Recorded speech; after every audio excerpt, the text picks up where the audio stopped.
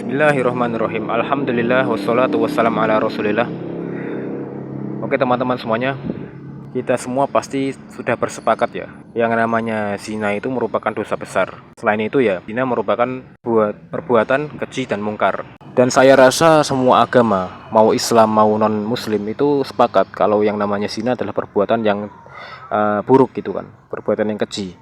Ini sudah disepakati di banyak agama-agama, bukan cuma agama Islam. Nah, karena ini merupakan dosa besar, berarti ketika seorang telah melakukan dosa besar ini, cara bertaubatnya juga harus dengan taubat yang ekstra, yaitu adalah taubatan nasuha. Gak cukup dia itu memperbanyak amalan-amalan sunnah, itu gak cukup. Karena ini dosa besar, berarti dia harus bertaubat dengan taubatan nasuha, taubat dengan serius ya. Nah, sekarang kita bahas ke zinanya ya. Zina itu apa sih? Nah, zina yang hakiki itu adalah ketika seorang yang tidak ada ikatan pernikahan, dia melakukan perbuatan seperti halnya suami dan istri gitulah. Tahu kan maksud saya ya? Berarti dia itu dilakukan oleh dua jenis pasangan ya, laki-laki dan perempuan. Sobat harus paham juga yang namanya zina itu berarti dia dilakukan dengan dua kesepakatan dua belah pihak atau kerelaan dua belah pihak. Kalau salah satu nggak rela berarti dia tidak bisa disebut sebagai perzinaan teman-teman. Nah, zina itu memang perbuatan keji ya. Pelakunya akan dihukumi sebagai orang fasik atau pelaku dosa besar. Nah, yang saya akan kritiki di sini ya, ini bukan saya, kita semua akan mengkritiki satu hal ini. Sebetulnya teman-teman, kalau seorang laki-laki misalnya dia itu berzina, itu dia memang telah melakukan dosa besar dan juga dia telah melakukan perbuatan keji. Tetapi dia masih bisa, sebetulnya ya, masih bisa kita tolerir gitu kan. Karena memang mohon maaf nih, laki-laki memang diuji oleh Allah Subhanahu wa taala di bagian syahwatnya. Jadi laki-laki itu dia cenderung untuk tidak bisa menahan syahwatnya, dan ini adalah suatu hal yang sudah diketahui oleh semua orang dari zaman dahulu kala sebelum Islam, bahkan sampai sekarang itu kita bisa sepakat tentang perkara seperti ini. Karena laki-laki itu sekuat apapun dia, kalau ketemu cewek cantik atau cewek yang semeluhai, cewek yang SX gitulah, dia langsung kleper-kleper gitu kan. Itu faktanya. Makanya orang Jawa zaman dulu itu punya peribahasa seperti ini. Dewane wong lanang kuwi wong wedok. Nah, dewane wong wedok iku bondo, duit ya. Jadi hal yang didewakan oleh seorang laki-laki, pria sejati pun ya, yang akan dia dewakan adalah wanita. Sebaliknya, wanita tidak mendewakan laki-laki ternyata, tapi dia mendewakan uang gitu. Duit, ya kan? Makanya gini teman-teman, kalau ada laki-laki itu dia mau jajan PPSK misalnya ya, dia ke klub malam mau jajan PPSK, itu dia akan merogoh kocek berapapun asalkan dia bisa bersenang-senang dengan si wanita itu demi melampiaskan syahwatnya gitu kan. Nah, kalau perempuan dia mau digituin sama om-om gitu misalkan ya, itu karena kenapa? Karena si om-om ini punya duit yang banyak gitu kan.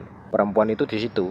Makanya ada istilah namanya gold digger, ya kan? Atau cewek matre. Kan kalau ada cowok matre itu kan terdengar asing gitulah, nggak enak kalau didengar di telinga kita.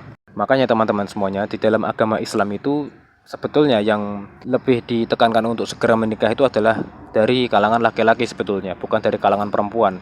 Karena kalau laki-laki itu dia bisa sunnah, bisa sampai ke wajib gitu kan. Kapan dia menikah itu hukumnya wajib bagi seorang laki-laki ketika dia itu memang sudah tidak bisa lagi menahan hasratnya gitu kan. Kalau ditahan-tahan dia akan mengganggu kejiwaannya dia. Ini adalah faktanya. Jadi bukan perempuan yang didesak untuk nikah. Beda kalau masyarakat kita itu kan suka nganggap kalau anaknya cewek nggak laku-laku, kemudian orang tuanya bersedih, dianya juga bersedih gitu kan. Padahal kalau dalam Islam itu justru yang didesak untuk segera menikah adalah laki-laki. Karena itu mudorot ketika laki-laki itu membujang sebetulnya lebih besar gitu ya. Nah, sekarang gini teman-teman semuanya ya. Gimana kalau kasusnya yang berzina itu adalah perempuan? Nah, saya ini suka sering bilang seperti ini ke teman-teman saya ketika saya itu ngobrol. Jadi saya pas ngobrol sama mereka suka bilang seperti ini. Memang betul laki-laki itu kalau dia berzina dia memang melakukan dosa besar dan dia adalah pelaku yang keji gitu ya.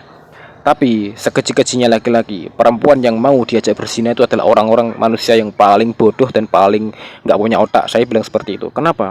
Coba sekarang gini teman-teman. Kamu sebagai perempuan ya, kamu diajak gituan sama pacar kamu misalnya. Apa keuntungan yang kamu dapat ketika kamu digituin? Kalau laki-laki itu gituan sama kamu, ya udah selesai kan dia. Hasratnya sudah terpuaskan, selesai, tinggal pergi gitu aja. Nah, kalau kamu itu apa? Kamu misalnya ya, kamu sudah digituin, kamu keperawanan kamu hilang, kamu dihujat sama tetangga, aibmu kesebar gitu kan ya. Kemudian kamu nanti misalnya hamil ya, kemudian kamu yang melahirkan, kamu yang menyusui, itu resiko semua. Dan perempuan itu, yang gobloknya perempuan itu apa? Ketika mereka diajak kayak gituan sama laki-laki, mereka ikhlas gitu loh. Gobloknya di situ.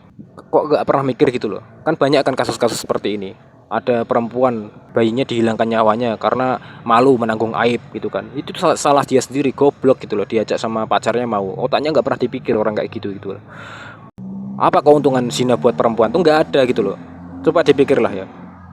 Jangankan orang yang berzina teman-teman ya, orang yang sudah nikah saja, seandainya mohon maaf nih, dia udah nikah, dia punya anak gitu kan, kemudian suaminya mohon maaf ya, meninggal misalnya, otomatis dia menjandai, itu kan sudah beban berat buat dia, padahal dia memiliki anak dengan cara yang dibenarkan dalam Islam. Nah sekarang ada orang yang zina gitu loh, terus keuntungannya dia itu apa?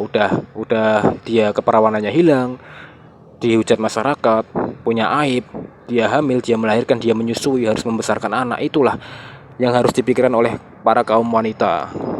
Sekali lagi, wanita yang mau diajak zina itu adalah orang yang paling goblok gitulah ya, nggak punya otak gitulah, saya bilang seperti itu. Saya itu paling kesel kalau lihat berita-berita itu ada bayi dibuang gitu kan, ditelantarkan, dibuang ke tempat sampah, itu pasti pelakunya adalah orang-orang seperti itu. Sekarang gini lah teman-teman ya, kita balik lagi ke pembahasan awal. Zina itu apa sih? Zina itu adalah perilaku perbuatan orang yang belum punya ikatan pernikahan melakukan perbuatan layaknya suami istri gitulah ya. Dan itu didasari dengan rasa kerelaan antara kedua belah pihak. Kalau salah satu nggak rela, nggak bisa disebut sebagai zina. Kalau nggak bisa disebut zina berarti apa mas? Ya berarti dia disebut sebagai pemerkosaan gitulah. Paham nggak? Misalnya nih, si pacarnya ngebet pingin ngajak dia adu gabrut gitulah.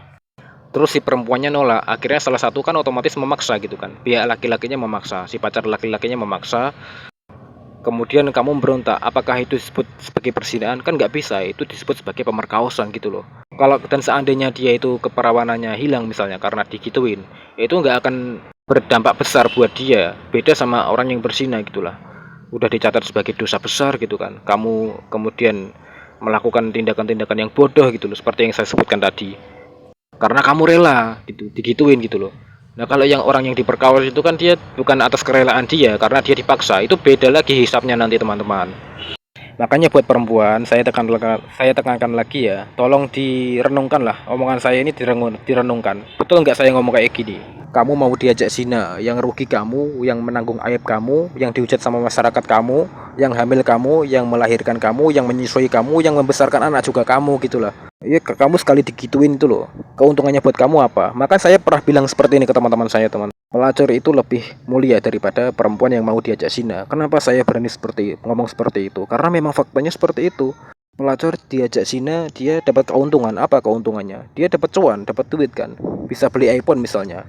Nah kalau kamu nggak dapat apa-apa, dapatnya cuma ampasnya doang, dapatnya cuma boroknya doang gitu loh. Gobloknya di situ. Coba kamu mikirlah. Sebagai perempuan mikir aja itu. Omongan saya bener apa enggak gitu loh.